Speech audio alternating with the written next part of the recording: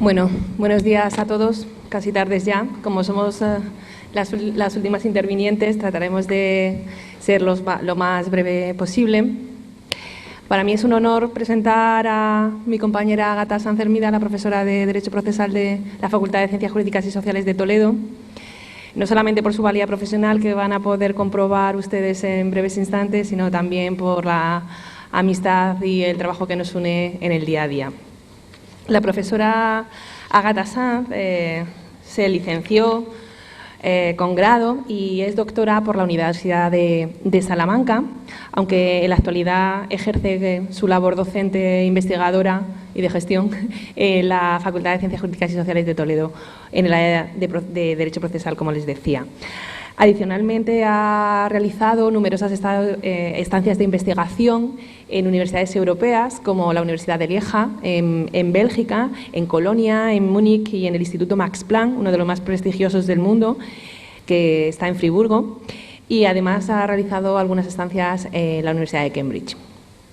Además, ha colaborado con diferentes instituciones del ámbito judicial y policial, por ejemplo, con la Escuela General de Policía de Ávila, en los que ha impartido cursos de capacitación.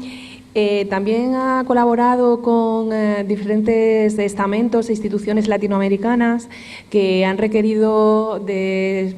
sus conocimientos y de su colaboración en numerosas ocasiones en países como Hungría no es de Latinoamérica, como Ecuador, a la República Dominicana, pero también de Europa del Este como Hungría y Polonia. En cuanto a su labor investigadora, es muy prolija y no me voy a tener aquí porque no es el momento, pero simplemente quería destacar algunas de sus aportaciones que vienen a colación en el tema que nos ocupa hoy sobre los derechos del niño. Es el nuevo proceso penal del menor, que es una publicación que hizo en el 2002, o la situación jurídica de la víctima en el proceso penal, víctimas de delitos, derechos, protección y asistencia. Además, tiene diferentes artículos muy diversos sobre la tutela procesal de los menores, el espacio de libertad y seguridad y justicia de la Unión Europea, sobre el Tribunal Penal Internacional, sobre la violencia de género, desgraciadamente de gran actualidad hoy mismo, sobre la lucha contra el terrorismo, sobre métodos alternativos o complementarios de resolución de conflictos, etcétera. Además, en la actualidad es magistrada suplente de la Audiencia Provincial de Toledo y profesora invitada en la Seconda Universitat de Nápoles y, como les decía antes, compañera como vicedecana de Derecho y Títulos Propios de nuestra facultad. Sin más preámbulos, le cedo la palabra para que puedan disfrutar de su ponencia. Muchas gracias, Leticia, por esta presentación que, como pueden ustedes imaginar, hace más o responde más a la amistad y colaboración que nos une, que creo que salen muchos más méritos de los que realmente tengo. Quería empezar esta intervención, como no podía ser de otra manera, mostrando mi agradecimiento y mi felicitación al vicerrectorado, y permítanme personificarlo en la vicerrectora doña Fátima Guadamillas y en su director académico, Raúl Martín, por la organización de estas jornadas y por la temática poder estar aquí. Es un honor poder haber compartido la intervención con el resto de ponentes que me han precedido en el uso de la palabra. Desafortunadamente, por motivos docentes, no he llegado más que a oír la última. Me has puesto muy alto el listón, así que no sé si seré capaz de concentrar en tan poco tiempo y de poder explicar adecuadamente con el mismo nivel el problema que voy a tratar, que es el derecho del niño a ser oído. La idea de la necesidad de un tratamiento jurídico diferente y que otorgue una mayor protección y consideración al menor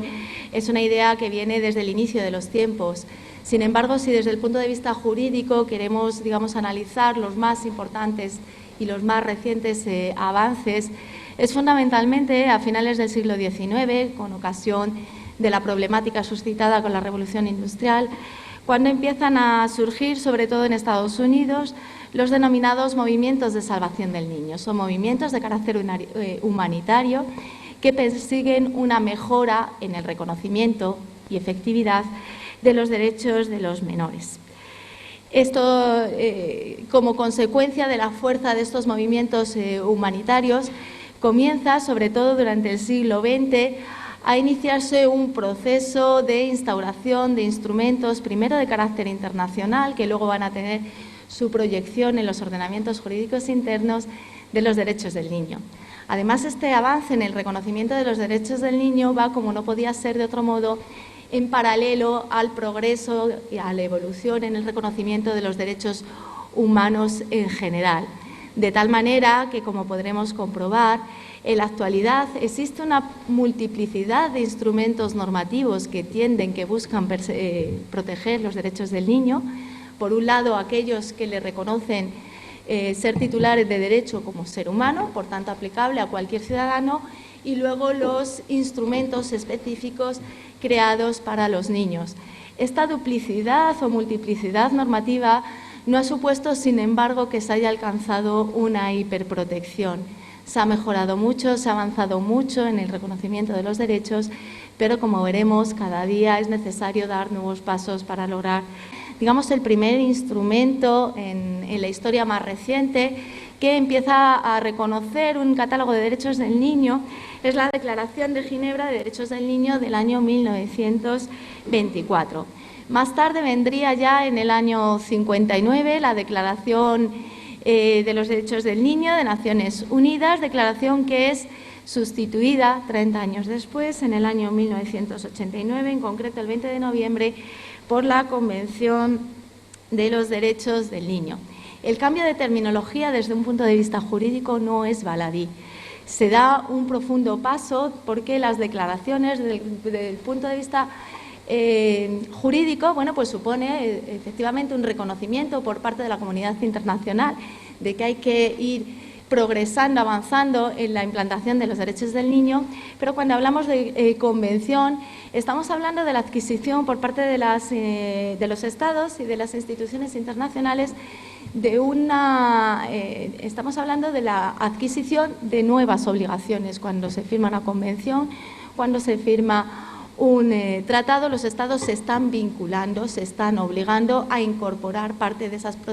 previsiones en sus ordenamientos jurídicos. Y este es el principal aporte de esa Convención de Derechos del Niño, no solo porque mejora, matiza y amplía el número de derechos de los menores, si lo comparamos con esa declaración del año 59, sino, como les digo, porque además empieza a imponer obligaciones a aquellos Estados que, evidentemente, en ejercicio de su soberanía, firman y ratifican el tratado. La Convención de Derechos del Niño, por ello, es calificado por la doctrina como la Carta Magna de la Minoralidad, la Constitución de los menores a nivel internacional. Incluye un importantísimo catálogo de derechos fundamentales y, además, incluye reconocimiento o, por lo menos, la proposición de ciertas medidas para darles efectividad. Entre ellos voy a destacar, antes de centrarme en el tema objeto de mi ponencia,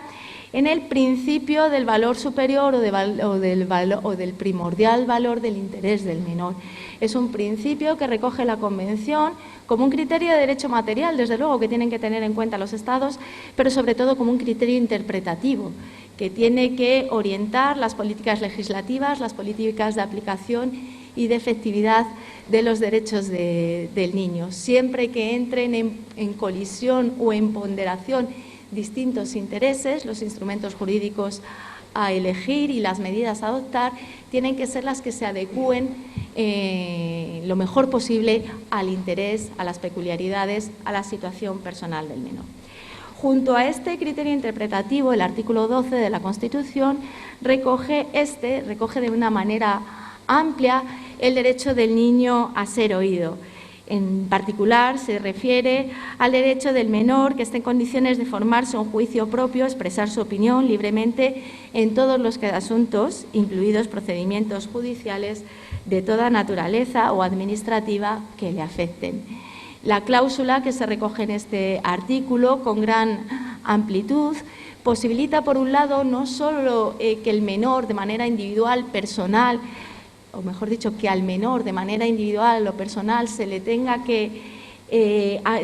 habilitar los mecanismos necesarios para ser oído en asuntos sociales, pero como ustedes ven y por lo que es mi ámbito de especialización, en asuntos judiciales, y también a que pueda tener una participación colectiva como grupo en aquellos asuntos que le conciernen. Y en este aspecto también en las últimas décadas ha puesto una especial hincapié el Comité de Derechos del Niño, comité encargado de velar por la interpretación y la aplicación de la Convención de Derechos del Niño. Es necesario que los Estados tiendan a instaurar mecanismos, evidentemente, de reconocimiento individual, pero también que procuren esta participación colectiva de los menores. ¿Y cómo se da reconocimiento, cómo se da efectividad a este derecho del menor a ser oído y qué significa y cómo debemos entenderlo? En primer lugar, desde mi punto de vista, resulta especialmente trascendente tener en cuenta, por lo que se refiere al mandato incluido en el artículo 12, que es una obligación del Estado. El Estado no puede elegir si reconoce o no este derecho, sino que está obligado a incorporarle en su ordenamiento jurídico, a incorporarle y a incorporar las medidas adecuadas para, como veremos, evaluar el grado de madurez del menor y posibilitar que siempre que su grado de madurez lo permita y con independencia de la edad que tenga, pueda ser oído en todo procedimiento judicial. Piensen ustedes que la minoría de edad es un periodo de la vida que abarca una franja cronológica, biológica cronológica muy amplia, va desde los 0 años hasta los 18 años de edad. En esta franja, evidentemente, todos pensamos que cuanto mayor es el niño, mayor facilidad y mayor posibilidad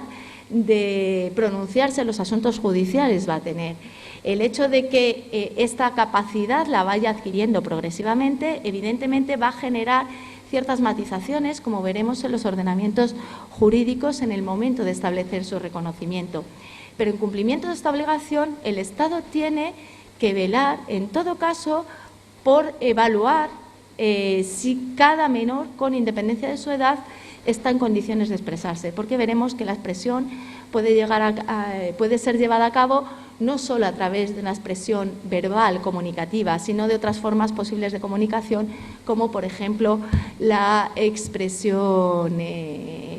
física a través de gestos o de dibujos o de otras manifestaciones que sirvan para que el menor pueda expresar su opinión. Elementos especialmente importantes, como veremos, en los procesos judiciales y particularmente de eficacia práctica en procesos judiciales de naturaleza penal, en los que niños de muy corta edad a veces han sido víctimas de delitos y pueden comunicar a los órganos jurisdiccionales y a las autoridades competentes en la materia, pueden expresar y pueden comunicar qué les ha ocurrido. Por tanto, la edad no es un obstáculo, la menor edad no debe ser un obstáculo que suponga una presunción de que el menor no puede comunicarse, sino lo que nos está diciendo el convenio es lo contrario. El Estado tiene obligación de posibilitar su comunicación y de evaluarlo. No es el menor el que tiene que acreditar su capacidad, sino el Estado el que tiene la obligación de ponderar, matizar esta capacidad. En segundo lugar, como acabo de decir, el reconocimiento de este derecho supone un proceso de evaluación. Hay que valorar, como se señala, el grado de madurez y como ni en la Convención ni en ningún otro texto interno ni internacional se define qué es la madurez, ustedes comprenderán que desde el punto de vista jurídico es un término de difícil precisión. Lo que sí nos da el Comité de Derechos del Niño son algunos elementos que nos sirven, digamos, como criterios orientativos. Habría que entender por madurez la capacidad de comprender y evaluar las consecuencias de un asunto determinado, la capacidad de un niño para expresar sus opiniones sobre cuestiones que de forma razonable e independiente le atañen. Y como ven, es una cláusula muy abierta. Hay que posibilitar que se pueda comunicar siempre que tenga, digamos, una cierta capacidad de comprender, de evaluar las consecuencias de un asunto o de expresar sus opiniones.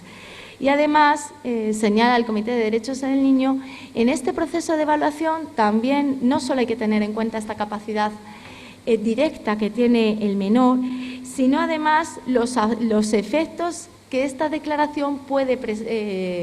suponer en el entorno y en la vida del menor. No para impedirle su ejercicio, sino veremos para desarrollar o determinar cómo debe de llevarse a cabo su ejercicio. Y les pongo un ejemplo en el caso de un menor víctima de baja edad, 6 años, 7 años, 5 años, 8 años. Piensen ustedes en delitos de especial gravedad y además de especial reprobación social, abusos sexuales o de otra naturaleza, la menor edad de estos sujetos no sirve para impedirle su declaración, pero los efectos que esta declaración y que el funcionamiento del sistema judicial puede originar en el menor sí que deben ser tomados en consideración en el momento de acordar las medidas adecuadas para hacerlo. Pues a lo mejor permitir que el menor declare en un entorno que no le sea hostil, en una habitación que esté adornada de una manera que le resulte cómoda al menor, que no esté presente más que, por ejemplo, un equipo de psicólogos o una psicóloga o una educadora que pueda ser de su confianza, que se lleve a cabo a través de la grabación de una cámara, en la cual, o mecanismo que posibilita que el menor no sienta miedo o temor o extrañeza por el entorno que le rodea, que el juez y el resto de las partes implicadas en el proceso, a las que también hay que salvaguardar sus derechos, entre otros el derecho de defensa del posible imputado o acusado, puedan presenciarlo, pero desde un cristal, que no puedan ser vistos y que puedan valorar o comprender que la declaración del menor no está siendo guiada por ese educador o por ese psicólogo, sino está siendo simplemente fruto de la espontaneidad de ese sujeto.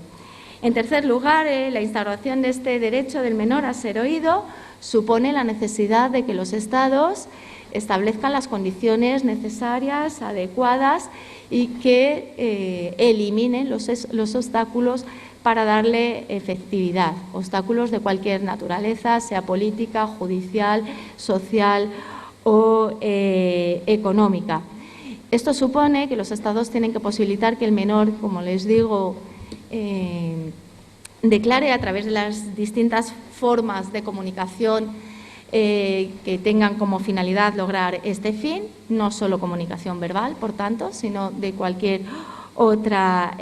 naturaleza, y que puedan hacerle en cualquier, por lo que se refiere al ámbito judicial,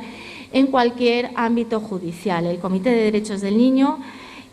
hace, digamos, un elenco de carácter simplemente orientativo y dice que los menores deben de poder declarar en cuestiones como, por ejemplo, la separación de los padres, custodia, cuidado y adopción, niños en conflicto con la ley, niños víctimas de la violencia física o psicológica, abusos sexuales u otros delitos, atención de salud, seguridad social, menores no acompañados, niños solicitantes de asilo y refugiados, víctimas de conflictos armados,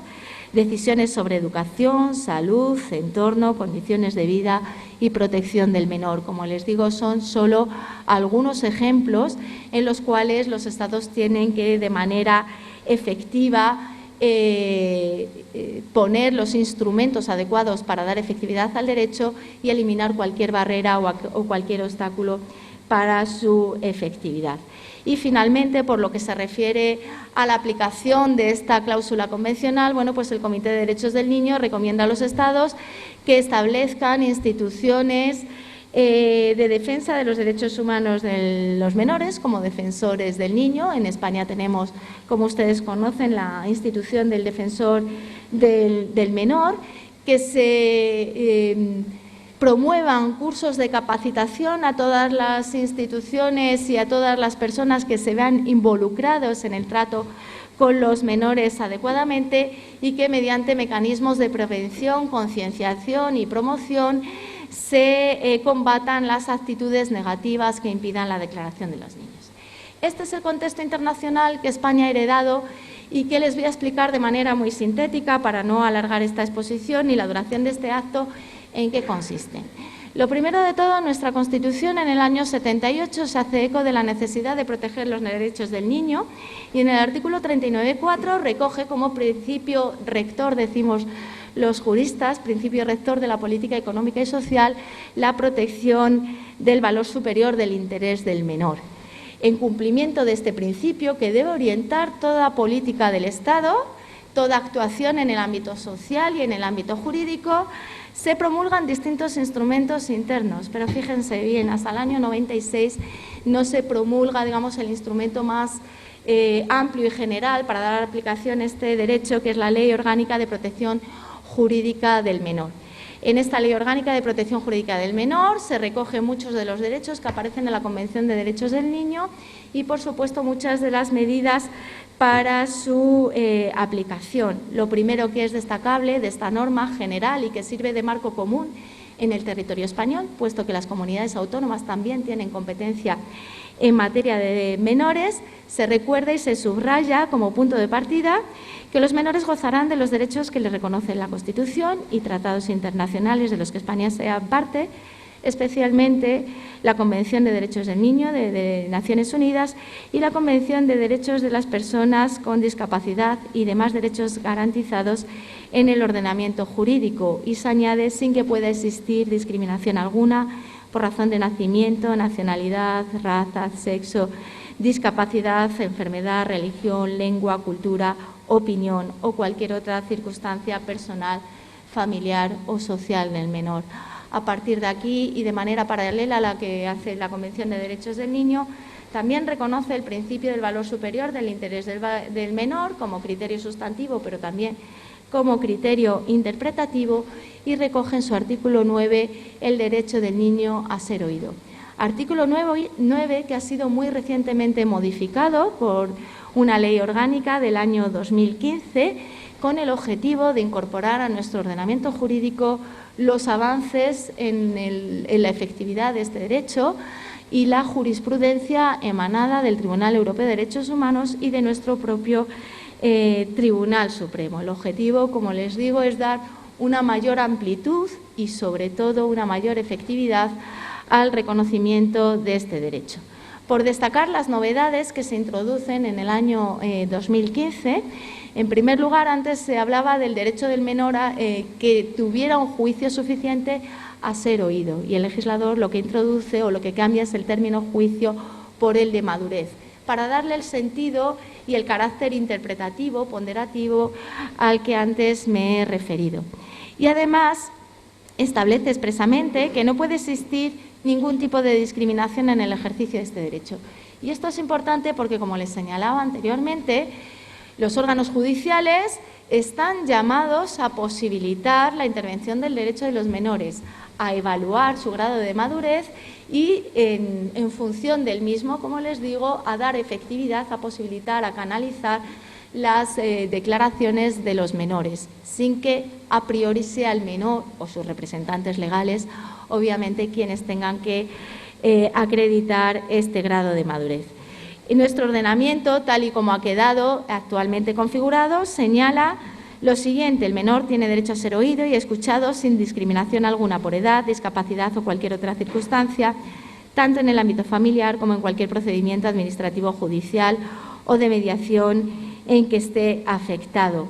En los procedimientos judiciales o administrativos en los que intervenga, se les dará una tramitación preferente, es decir, van a tener una tramitación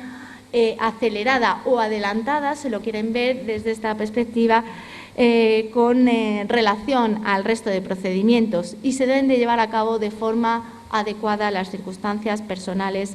y particulares del menor. Además, se señala que el menor debe ejercer este derecho en la medida de lo posible por sí mismo y solo cuando no sea posible a través de sus representantes legales. Y siempre que se deniegue la comparecencia del menor, tiene que haber una resolución judicial motivada que justifique, y de ahí, como les decía, esta obligación de darle efectividad, que justifique por qué no se ha posibilitado oír al menor.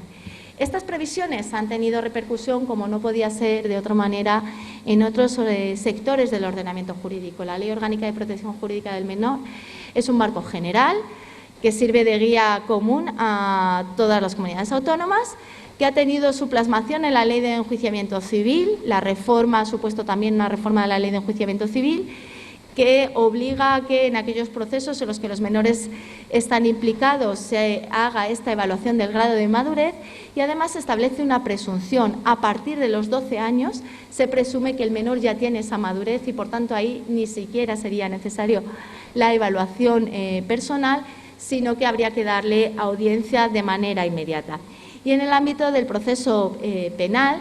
cuando el niño es víctima de un delito, o por el contrario, cuando un menor es sujeto activo del hecho delictivo, también hay que posibilitar dar la audiencia adoptando las medidas necesarias para su protección, en particular por lo que se refiere a los menores víctimas. Tanto la circular de la Fiscalía General del Estado del año 2009 como el vigente Estatuto Jurídico de la Víctima del Delito del año 2015 y que incorpora a nuestro ordenamiento una directiva del año 2012 de la Unión Europea, establecen medidas específicas de protección para los menores partiendo de la idea de que son sujetos especialmente vulnerables y que siempre que intervengan en estas causas tienen que tener medidas adicionales, como les decía, pues por ejemplo, la posibilidad de adelantar la práctica de la prueba como prueba preconstituida, grabación de estas declaraciones, que no sean llamados de manera reiterativa a prestar declaración a los tribunales para evitar la denominada victimización secundaria, que sean objeto de instrumentos de protección a través de personal especializado, de psicólogos, educadores o de otra naturaleza, que estén siempre acompañados en la medida de lo posible por sus padres o progenitores, salvo que existan intereses contrapuestos, etc. Para finalizar, una reflexión general y para no alargar más este acto, el nivel de reconocimiento de los derechos de los menores y en particular del derecho del niño a ser oído en nuestro ordenamiento, desde el punto de vista de las normas, de las previsiones y de las posibilidades legales, creo que en la actualidad es muy bueno. Desde un punto de vista formal tenemos muchas normas que están llamadas no solo a reconocer el derecho, sino que incluyen medidas para posibilitarles darle efectividad, pero como siempre la cara buena de la moneda tiene una cara negativa.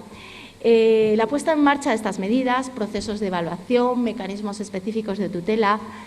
necesitan de personal y de medios adecuados. Se necesita especialización y se necesitan medios. Y para esta especialización y para estos medios se requiere una inversión económica. Evidentemente es necesario que se fomenten cursos de formación,